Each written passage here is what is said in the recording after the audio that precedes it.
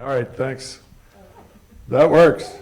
So I'm Nils Christofferson. I am the executive director of Wallowa Resources. I have been working for Wallowa Resources since 1999. How many people were here in 1996 when Wallowa Resources was created? So a handful. Okay. I'm going to do it quick because we want to sort of get through the introduction fairly quick and let you guys ask questions. But it started when there was this profound disruption of our community and economy, when Wallowa County has just under 60% of our land area is federal land. And for a long time, the forest products industry had been the largest private sector payroll provider, and a lot of economic activity associated with the federal lands, including livestock production, recreation, a whole range of contractor work, had really been a significant and probably the most significant part of the local economy. And in the mid-90s, with the listing of Chinook salmon on the Endangered Species Act, followed by steelhead, and then a shift for the Forest Service from a primary objective. They had two primary objectives for about 90 years, protecting clean water and a sustained yield of timber. And in the mid-1990s, they dropped the sustained yield of timber as a primary objective, and then it was shifted towards ecosystem management. And the debate about what that means and what it means in each place, I think, has continued ever since 1995. But locally, we lost 3 sawmills. And it impacted then a whole range of forest contractors and truck drivers and service businesses related to the forest products industry. The Forest Service also rebalanced their allocation of funds across the nation. When sustained yield of timber was the primary objective, Oregon and Washington produced half the timber in the nation. So we got the largest portion of the national budget, and when that was no longer an objective, they equalized across the regions. So in addition to losing the private sector investment in infrastructure, we also saw about a 65% reduction in Forest Service staff across the Blue Mountains. And then, because we have fewer people here, we have fewer people in schools, and the schools had to lay off people, teachers and administrators, and they also went to a 4-day school week. And for those of you that were here, I was not here at the time, but I sort of felt the tail end of it. It meant we also went from about 80% of the patients at the hospital having private insurance down to about 20%, and so the hospital was struggling to figure out how to pay its bills. So it was a big disruption, and it affected, and in addition to that, actually, there was a thing for 80 years called county timber payments, where we would get 25% of the total timber revenue produced would come back to the county budget to support the road department, to support search and rescue, the sheriff department, et cetera, and come to our school districts. And we lost that as well. So it was bad. To cut it short, the community agreed that we wanted to figure out how to maintain our natural resource-based economy as a central part, but understood that we couldn't go back in time. We had to be creative and innovative about how to do it. And the chairman of the county commissioners really advocated for some new institutional capacity that would access new and different forms of capital, that would be able to invest in R&D to try to how are we going to do this, invest in workforce development, invest in job creation, also to convene and support the partnerships we needed to really leverage the resources we had here within our county to put things back together again. So they created a new community-based nonprofit, Wallowa Resources, And with a board of local citizens, which it has today, the original mission was to promote forest, watershed, and community health while creating family wage jobs and business opportunities and broadening understanding of the link between community health and ecosystem health. That was our mission statement back in the 1990s. So it's broad, and we shrunk it down basically operationally to we're going to invest in land stewardship, forest, watershed, range, land stewardship. We're going to invest in research and education, and we're going to invest in job creation and supporting local businesses. Today, we have three main divisions. Basically those three: land and water stewardship, which does our forest work, both forest collaborative work, direct support to contractors on public and private land, also working with our tribal partners, the Nez Perce tribe and the Umatilla Indian Reservation.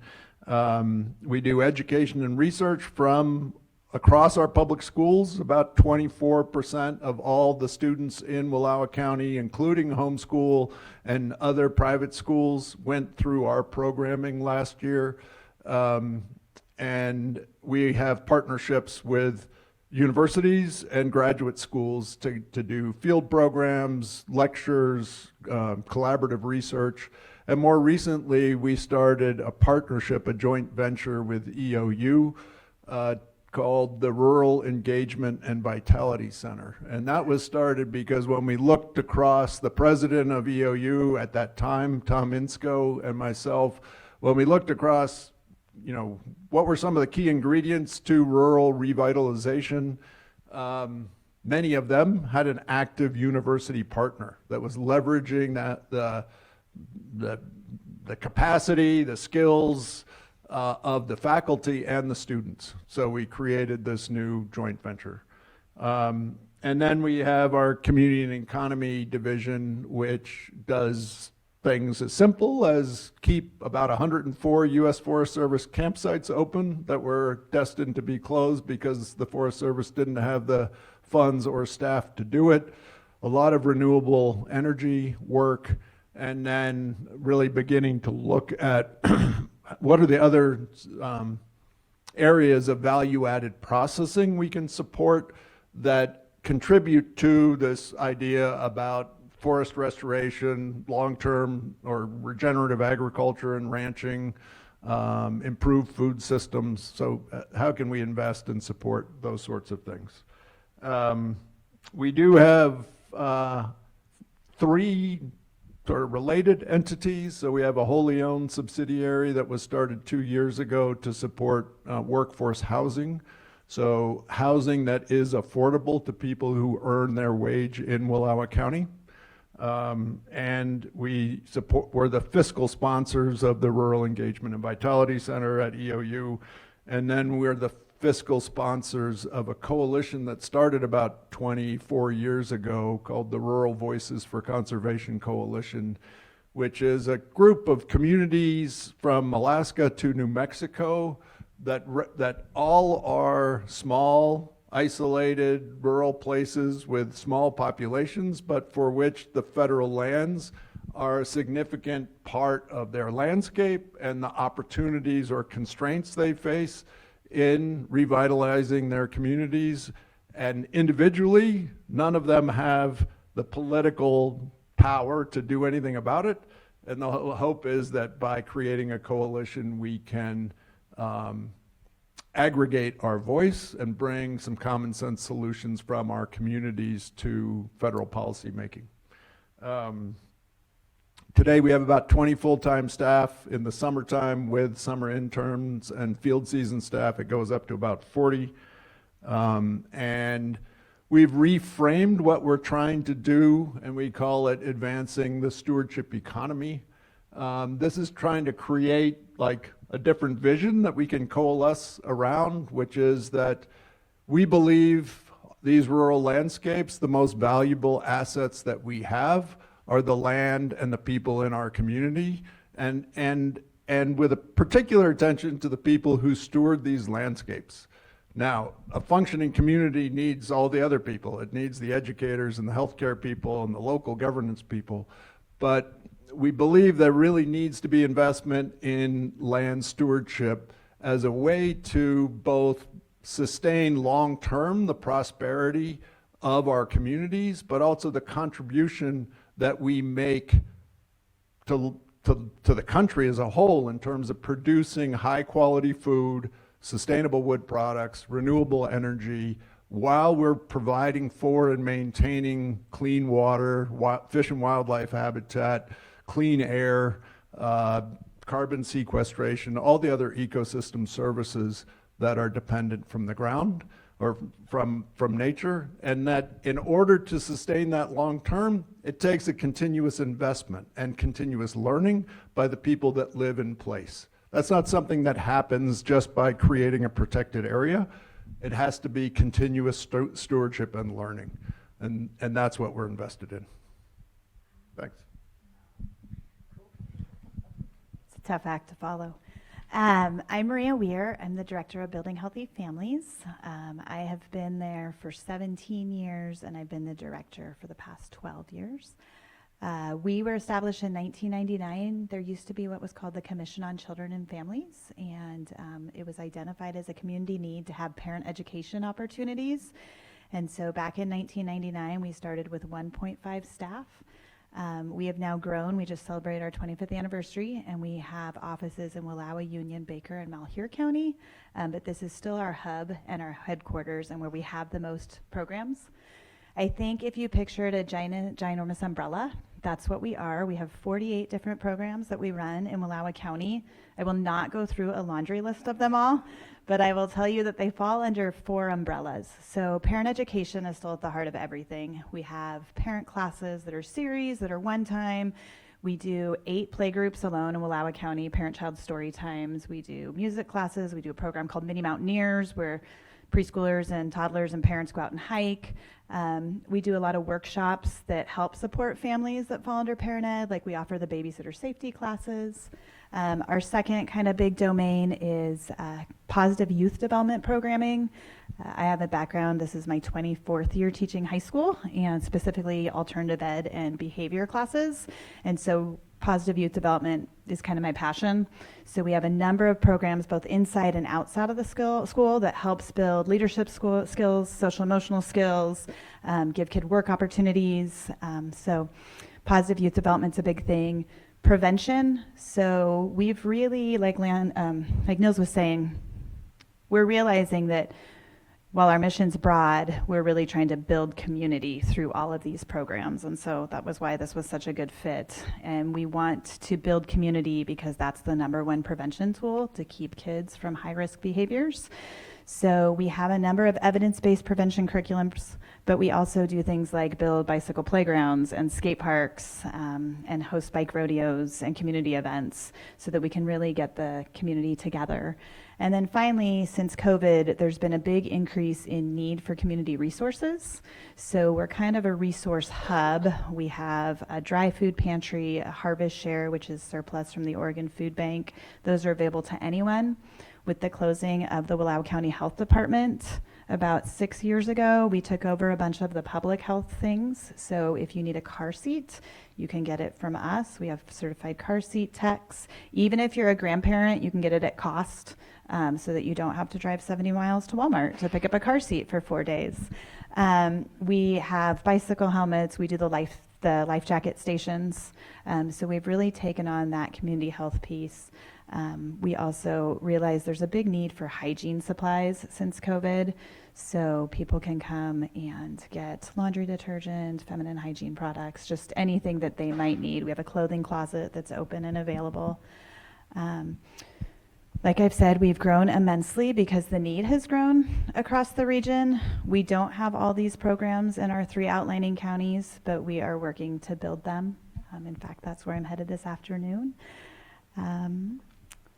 I think that's about it. I brought some of our annual reports, some of our summer calendars for families, and I will have those out for people to share. I think if you're a parent, that's one of our biggest resources, is that we can just connect you to not just our programs, but all the programs that are happening. I also feel like I should, because we're talking about collaborations and partnerships, one of the biggest programs that we've started to run about 8 years ago is the Summer Lunch in the Park program. So every day from 12 to 12:30, we provide lunch for those 1 to 18 in Wallowa, Enterprise, and Joseph. Yesterday, we made 193 lunches, and we're 4 lunches short based on need. So we're making almost 200 lunches a day. And then we're also open to camps. So all the little Josephy campers that you maybe saw when you got here just marched down to the park to get lunches. And so we have partners calling us up a lot of the summer programs, instead of reinventing the wheel, or when funds are getting cut or limited, having to try to worry about that aspect. And we have amazing community support from that, from partners and civic groups like Sir Optimus, just helping to make that happen, because I think the numbers show the need with the rising cost of just food and life. Hi, I'm Sadie Kennedy. I'm the director at the Wallowa History Center, and I've been there for 3 years. Yes, I did used to practice law, and there's a lot of reasons why I am now at the History Center. But I think at the heart of it is this is the only other job that I considered, and there's a lot of really important reasons for that. So I want to talk a little bit about what the History Center does, kind of following up on why did I make the choice to be here, and it's because I really felt like it was the right organization for me personally at the right time. The mission of the History Center is to share the stories of Wallowa County, and that's what we do. We do it in a number of different ways. Almost all of our programs are free. We do everything we can to make all of our resources available to anyone, regardless of where they live, regardless of what their income is. It's really important to us that we are here as a resource and serving others. The History Center started in 2001 when Mary Ann Burroughs set up shop downtown in Wallowa, and she was already doing all this research, and she decided to share it with others. So she does a lot of family research, different family groups, different buildings. She just sort of started pulling together information about her life and all the things that were all around her. In 2017, the History Center really took a next step when we moved into the historic Bear Sleds Ranger Station in Wallowa. So in Wallowa is a U.S. Forest Service complex that was built by the CCC, and then abandoned, but not used by the Forest Service from 1980 on.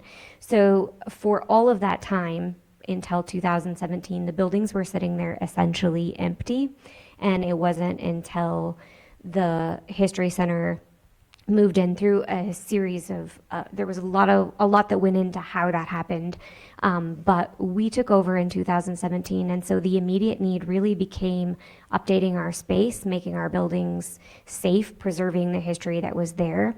And as of right now, we have 4 out of the 5 buildings completely restored and able to be used, and the 5th will be painted and the exterior shell completely finished by the end of the summer.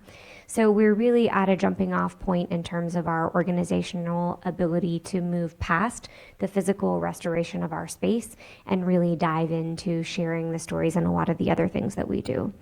The research library is at the heart of what we do. That's what Mary Ann started, and we have hundreds of files compiled on all different kinds of topics and families. So those are all listed on our website, or you can call or email, but folks will say, what do you know about this family? Or these were my grandparents, or I was adopted, but I know that some of my biological family was from the area. Do you have a file on these people?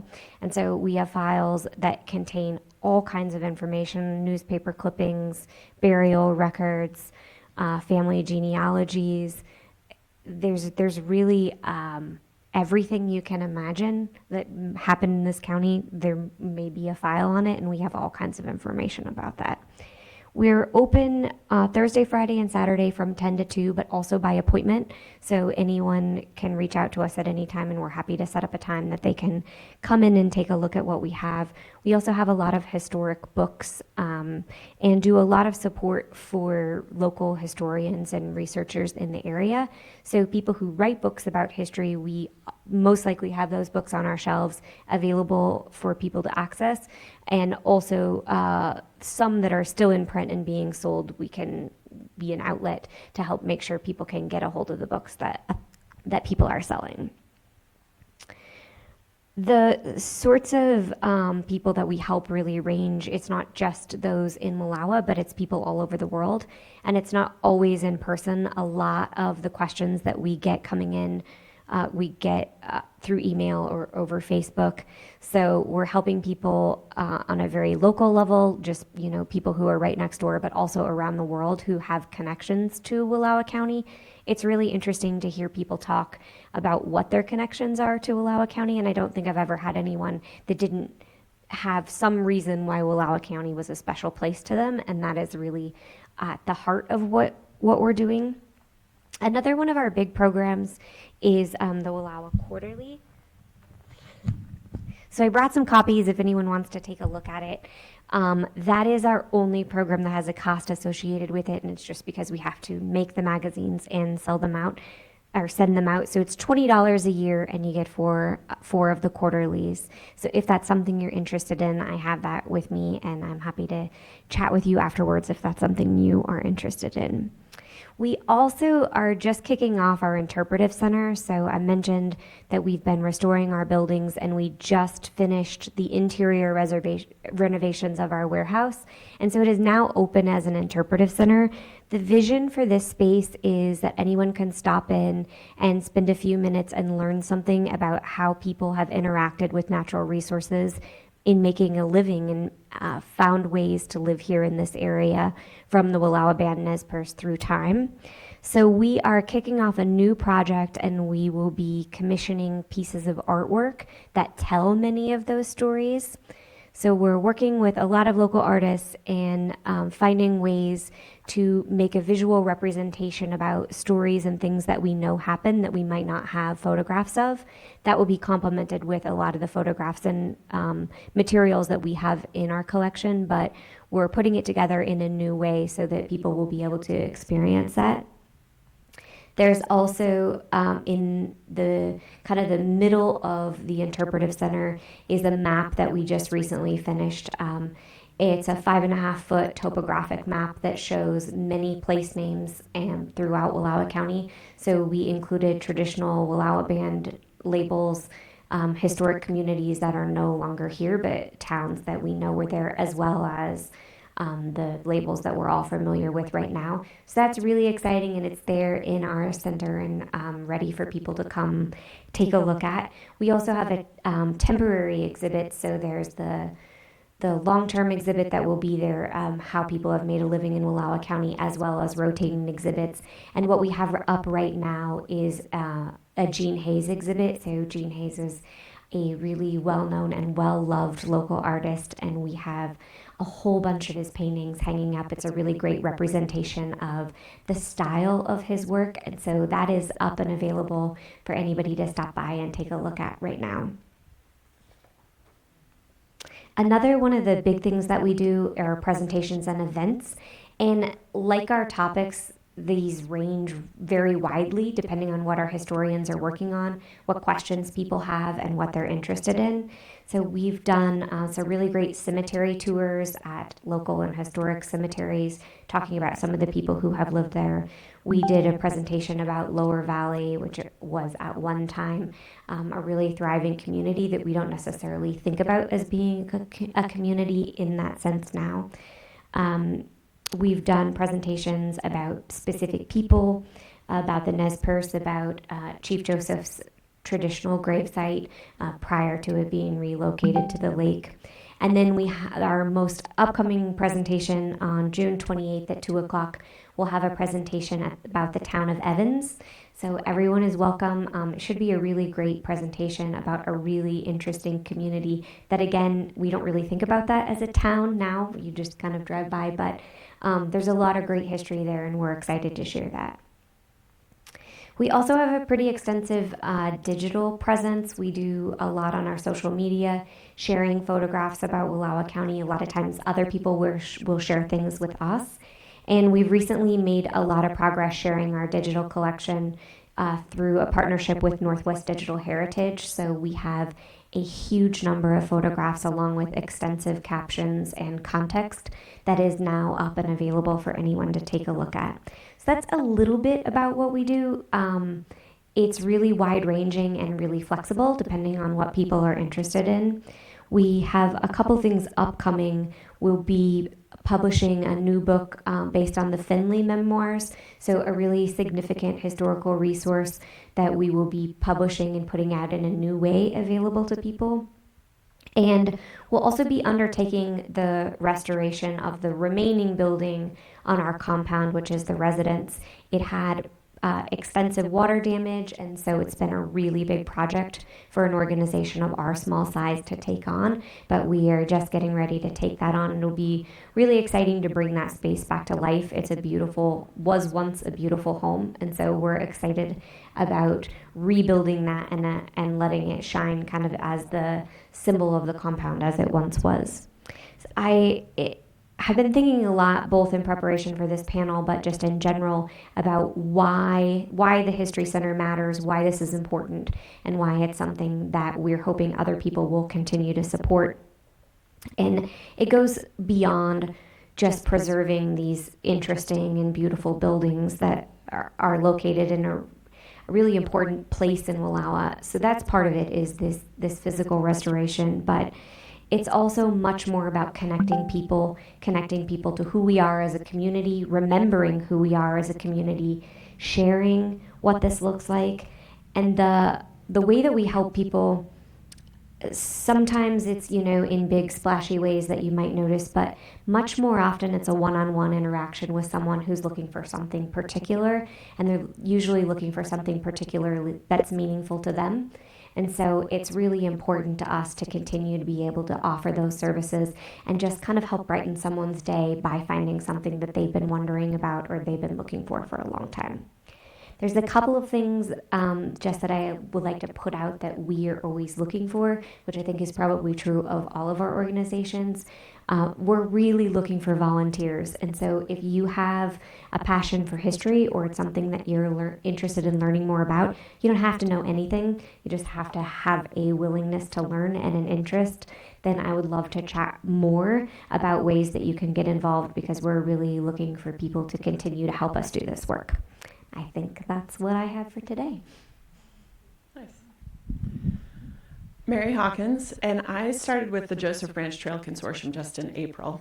So it's very new to me and kind of a good time to talk about it, because that's really been the last few months, is what is this organization? Why was it formed? What were the origins of this 63-mile right-of-way being publicly owned?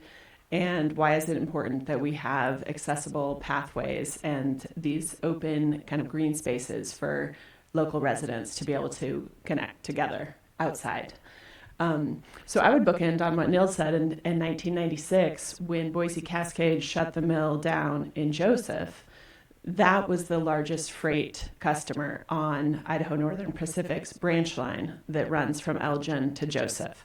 So that was the 63 miles of track that was completed in 1908 and ran freight and passengers in various iterations for not 100 years. And I've thought about history a lot, and just this kind of how present history is for our communities. So really thinking about this 1996 era and how that influences our communities today, and kind of what are the opportunities for families, and what do we have access to.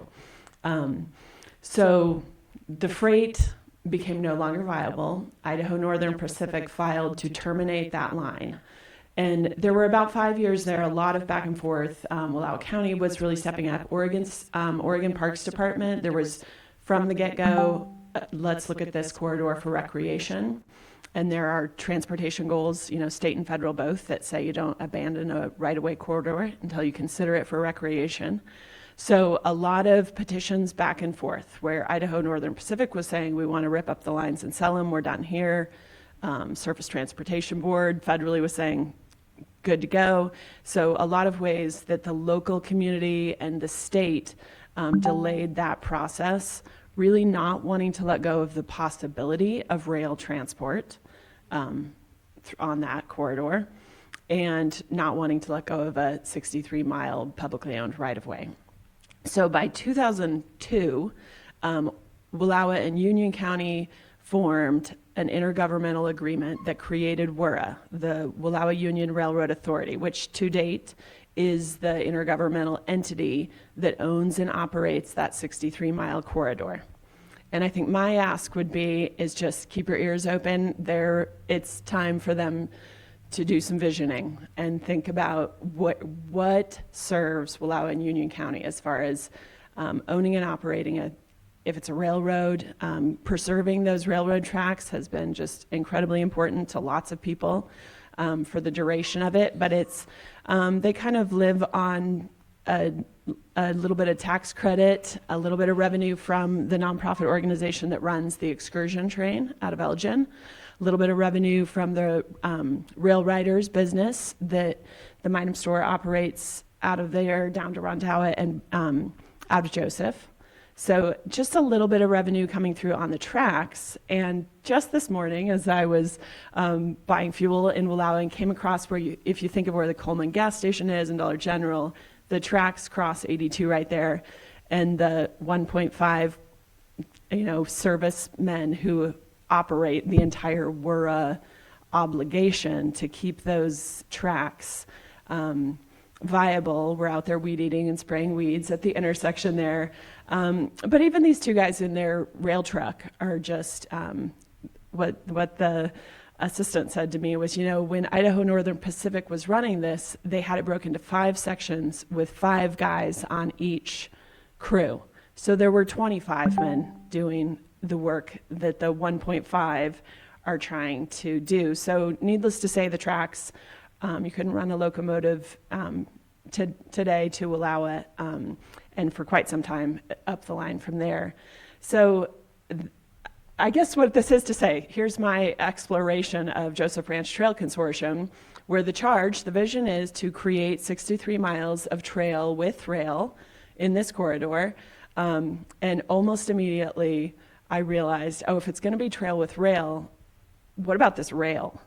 That there's an asset, a liability, there's this incredible thing that Wallowa and Union County have committed to together. That I think it's an opportunity between our two counties to think about how do we want that to serve. So kind of, if I can set that big picture aside, we also are building parks, and we can build trail within the city limits. So in Elgin, we've built a really nice park across from the depot and about 7/10 of a mile of trail that's ADA. And in Wallowa, we've built a park on the Nez Perce Wallowa homeland property there by the footbridge, and about a half a mile right now of ADA trail. And we've got funding to go down to the Lions Park.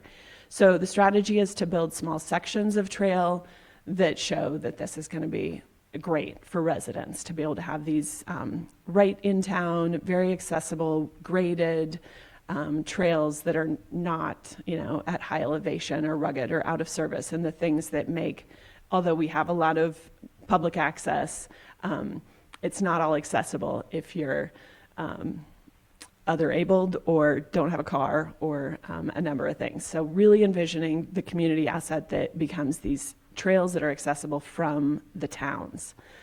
So connectivity is kind of where Rich led us off. That when I asked my board to talk to me about what's really why we're doing this, they kept coming back to connectivity, about connecting the towns from Elgin to Minum to Wallowa to Lostine through Evans to Joseph, is making that multimodal safe transportation. So thinking about kids being able to get on bikes and go between towns, or people being able to commute between towns on bikes in a way that's off the highway. And a lot about connectivity just in community. So people being able to get together with neighbors and take a walk kind of in the backyard. So it was just, again and again, how can we help people connect to spaces outdoors, connect to each other, connect to this historical asset and think about what that's meant over the last 100 years. So that is where we're at today. And there is, I think, for our organization, another challenge to kind of have on your radar or think about how you can contribute, is probably being on our e-newsletter. If you're not already, Rita McCreesh also works for Joseph Ranch Trail Consortium and does a great monthly newsletter that would let you know our next steps in terms of building parks in small sections and when we have volunteer work days, and when we go to the Planning Commission and when we go to the Board of Commissioners, because ultimately to build trail along the rail outside of city limits will require conditional use permits. And so I think there will come a time when we really soon, tonight we go to the Planning Commission to ask to be included in the county's comprehensive plan, the transportation system plan, to amend that transportation system plan so that Minam to Wallowa, that section, is recognized as having the aspiration to have intermodal travel along that piece of track. So I think if you're not already receiving our newsletter, get on our website and sign up for the e-newsletter, and just stay tuned, talk to people about it, and we'll keep trying to get mile after mile of track built. And I think just once we have a little bit, people are going to love it, and we'll have some big sections. Thank you all. I didn't introduce Adam Davis here. Adam Davis is the director of Oregon Humanities. He's sitting back there watching how we're spending his money. But it occurred to me that I owe him some apologies as I'm sitting up here and watching you. I did hear Nell say, well, we work with the tribes at Umatilla. We work with the tribe at Lapwai. And then I see Mary, and Mary and I worked for several years together at the Wallowa Homeland. And I think we got a big hole in our whole series of programs by not including the Nez Perce. And right now, Nez Perce Wallowa Homeland is, the board of directors is the president, the vice president, the treasurer, and the secretary are all Nez Perce. Mary and I are moved aside, right?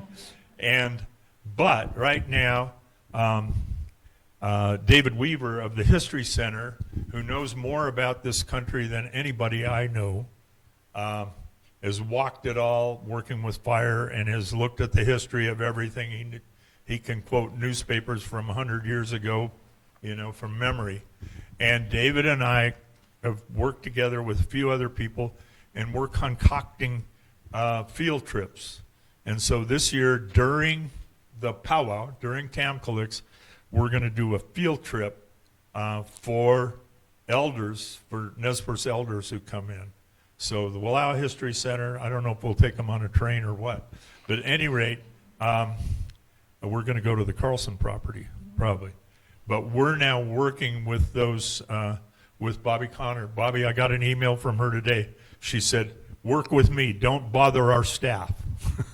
If any of you know Bobby Connor.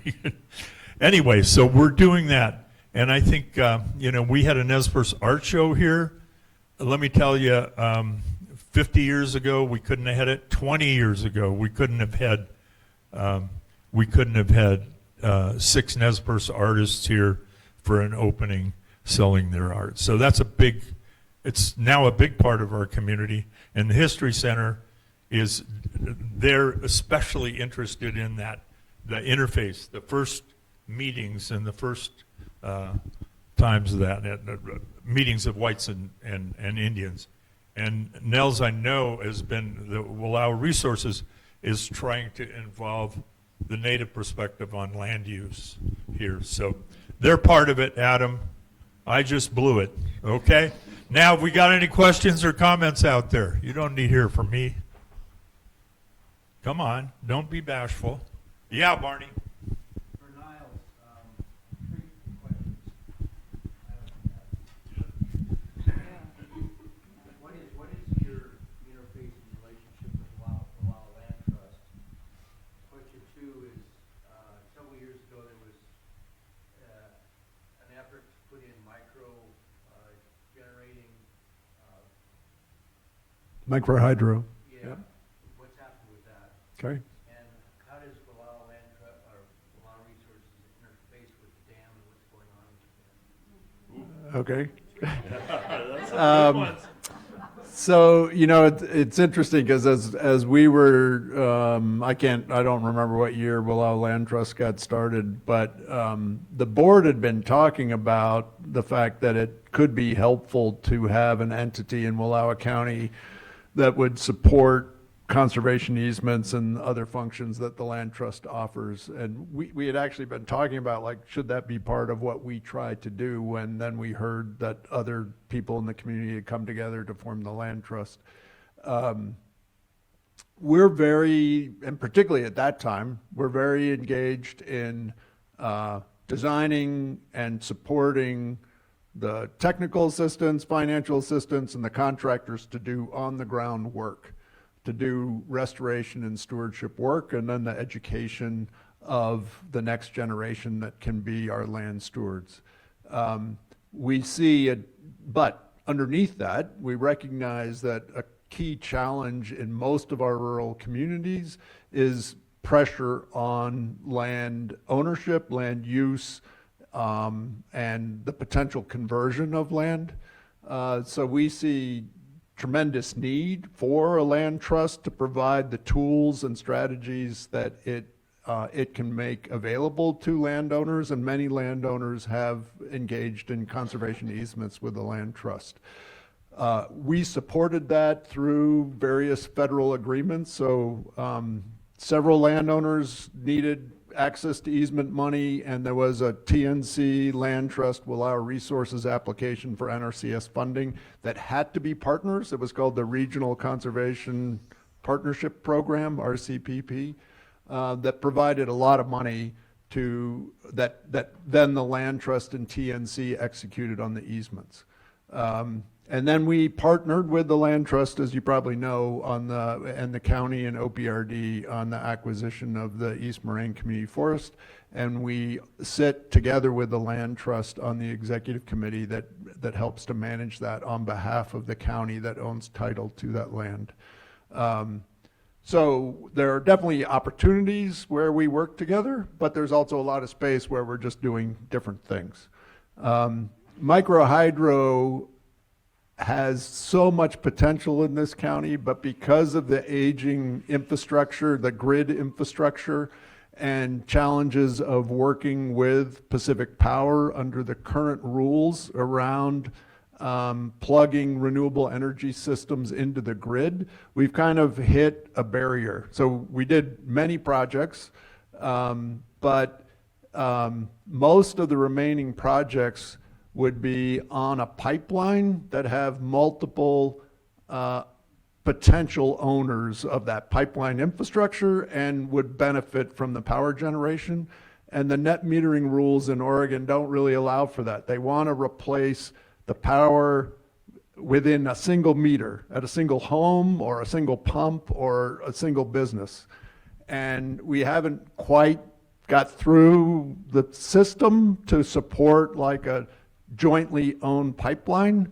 And then even if we did, there's many sections of our grid that don't have the capacity to take more generated power onto the lines. And Pacific Power for 20 years has said that they don't want to do capital investments to improve the grid here, and that they want to manage power through conservation and renewable energy production. Now we can't really add a lot more renewable energy production in several areas, not in every area. There are areas where we still could. So most of the focus is on conservation. But we're not going to give up on it, because up until about 1952, this entire county was powered by hydropower. We were self-sufficient in power production in Wallowa County up until the early 1950s. And so I think there's more opportunity there. And can you remind me the last question you asked me? The dam. So we are not involved in the dam. We're interested, and we throw our 2 cents in, but that is really now at a stage where the Wallowa Lake Irrigation District, the Nez Perce tribe, and ODF&W, with support from the governor's office, is driving that process. We'll have to have a program. We need a program just on that, and we'll get one. All of the people that are involved, the irrigation district, the tribe, they all know that we'll host a program when they're ready. Okay. Other question? Oh. Judy, are you asking for yourself or for Mateo?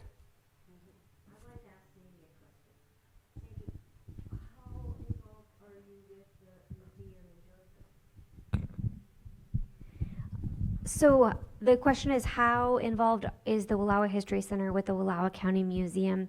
And the short answer is we're doing very different things. And so we're somewhat involved. I mean, we know what they're doing and we try to make sure that they know what we're doing. So, but they are very much a traditional museum. So they have things and artifacts, and you can come in and take a look and tour through and see what they have. Where the programs that we offer are a little bit they're more story focused, and so we focus on photographs, manuscripts, books, more documents, and we have very little in terms of artifacts. So I would say our relationship is complementary because we're all interested in sharing the same history and the history of the same area, but we're going about it in slightly different ways.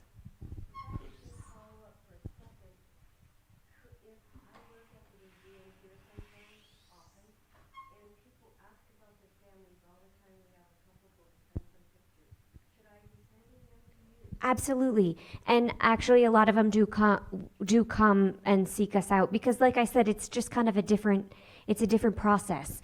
And we're very open to questions. It's very question driven. It's what folks who come in are interested in. We adapt to what's going on. So absolutely. Okay. Next. Pam, you know everything? I've learned a lot.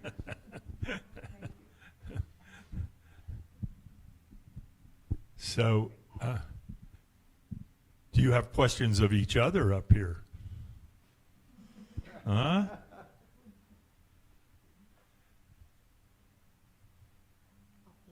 Pardon? All right. You don't worry about that.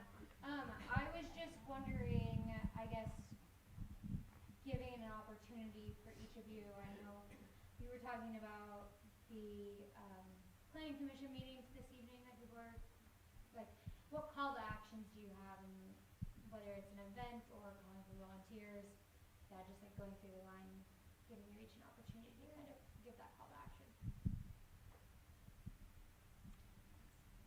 Thanks. Yeah, I think I put mine out there. It's just get our e-newsletter so you know what we're doing next, because it kind of changes. Whether it's we have we're building a trail section, we could use bodies on the ground to weed eat, or if we're going to the planning commission or the board of commissioners and need letters of support or people to show up. I think there'll, at some point almost a public information campaign to talk to your neighbors about a trail would be great here. Like getting, the people who live in Wallowa County to want to see the preservation of that corridor and understand that that right of way is a tremendous benefit we could see here. Just get people talking about it and allaying those fears of a new use. So I think that's for us is just stay tuned, and we'll let you know as play by play where we need it. Thanks. I think one of the things that we can say about all of your programs is that it sounds like everything is smooth and easy, and it's not.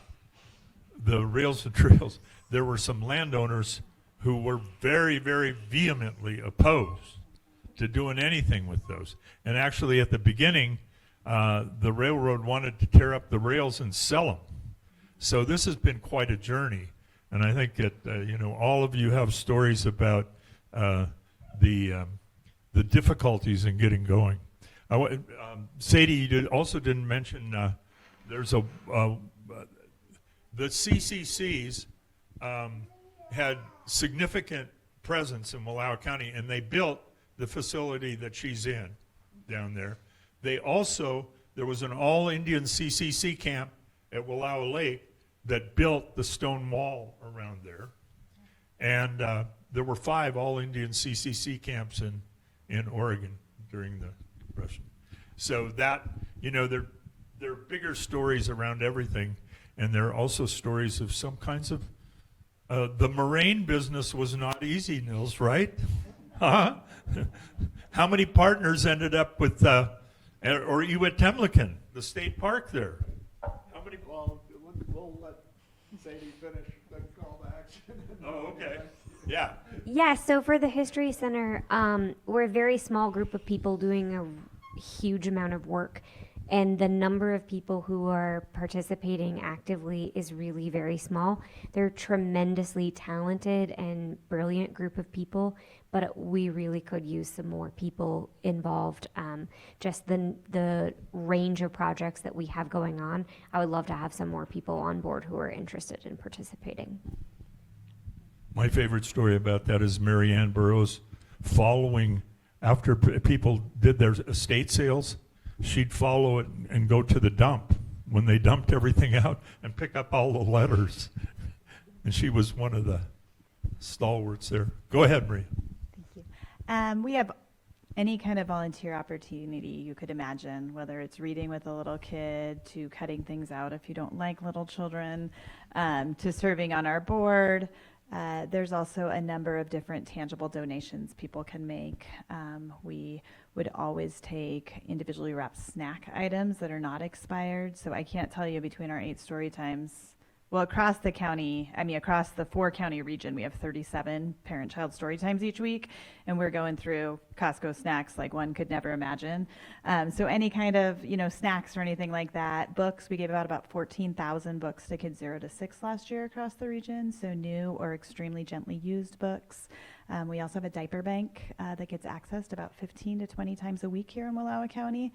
So any kinds of diapers, wipes, pull-ups.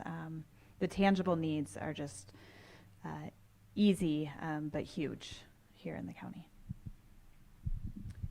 Yeah, I think I reflect mostly back on when I first got here between 1999 and 2008 or 9 maybe.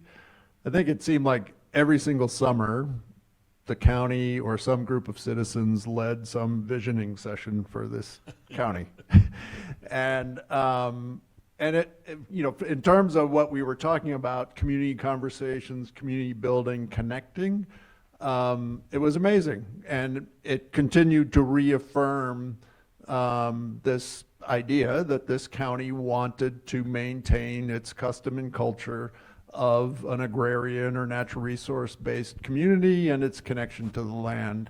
And how would we do that while still making sure, it wasn't limited to that. So, there was discussions about healthcare, there was discussions about affordable housing or housing that was affordable to people earning a wage here. There was a discussion about all the different things about our public schools. But at the core of that was we want to maintain sort of our rural agrarian identity and our landscape. Since about 2000, then I think everybody got tired of it, right? Because we kept doing it and we were exhausted. And there's been a lot of change, both external and internal since then. And there's been a lot of change in the people that live here. And I think we need to figure out how to do that again, both at the local level within our cities and other community connections, but also at a county-wide basis. And as Mary started, having more people show up at the city meetings and the county meetings so that it isn't just dominated by the people that in my view, have the more extreme opinions and are very, very vocal. And that more people that maybe share sort of a moderate and longer term vision of what it takes to keep this place, why we live here, why we moved here, what we appreciate about this place, that those are articulated and we sort of can chart a good path forward. But I think that's going to be important because change is inevitable, right? And one of the things that sort of drove the county, the Natural Resource Advisory Committee, and Wallowa Resources when we got started was, if we don't have a vision ourselves and if we don't organize around our own vision, change is going to come from the outside. And we really need to be in charge of our own future. And that means that everybody here and all your friends and family and other people you know need to really get engaged. So that would be my primary call to action. As a secondary one, I would tell you that all of us, from local government to tribal government to the nonprofits to our private landowners, we're all facing a lot of uncertainty about some of the systems, programs, funding that we've relied on now for many years. 2026 brings a lot of uncertainty, I think, for all of us. So figuring out in whatever way you can support what you value in this community, we're going to need people to step up. Nils, because you've got the housing program going, just say a couple things about that changing demographic and the second homes and the Airbnbs and how that's impacting. So when we started, I mentioned our second division was research and education, and we had Peggy Kite Martin, who many of you know. She and I started when she was with the Department of Employment, and back in 1999, 2000, we started doing some basic research about jobs and housing and healthcare and schools, and there was like just over 12% of the total housing stock was considered second homes or vacation rentals. And the latest research from Econ Northwest was that it's now 25% of the housing stock.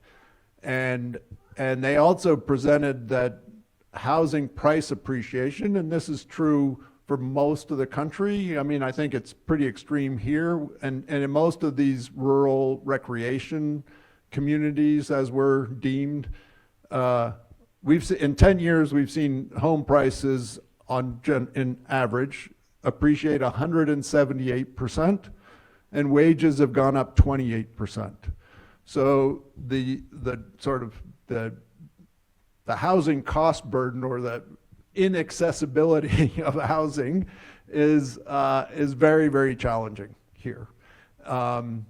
It's not as bad as other places. Like, I was just asked to go speak in Sandpoint last week because they were worried that recreation has completely taken over that whole economy, because they've pitched themselves as the premier Western destination for mountain and water sports. Median home prices there are now over $800,000. Here, we're lucky that they're only $440,000. Right? So we believe there is a need and a role to think differently about how we provide housing that is affordable to people that earn a wage here and want to live here. That the free market, the private market, isn't necessarily going to do that. And so we have started to leverage a whole range of different sources of funding to buy and renovate homes and build new homes.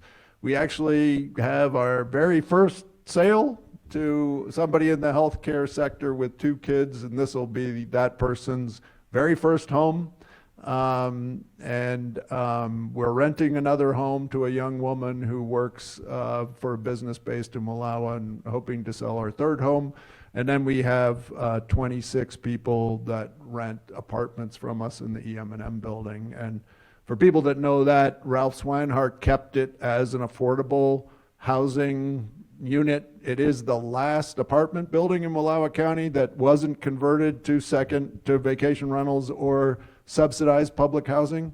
So it's the only sort of non-regulated apartments in the county, and it's definitely serving a need. So we're trying to continue that. And a couple of the other panels, both the Main Street panel and the recreation panel, the whole issue of affordable housing for employees came up. So you're seeing that too, Maria? Not just for families we serve, but I think I've talked to a couple people here. It's hard to get staff to come in and to be able to afford housing or to have both partners find work that is meaningful and it puts them in a place where they could afford to live here. Schools are saying the same thing. Schools are definitely saying the same thing.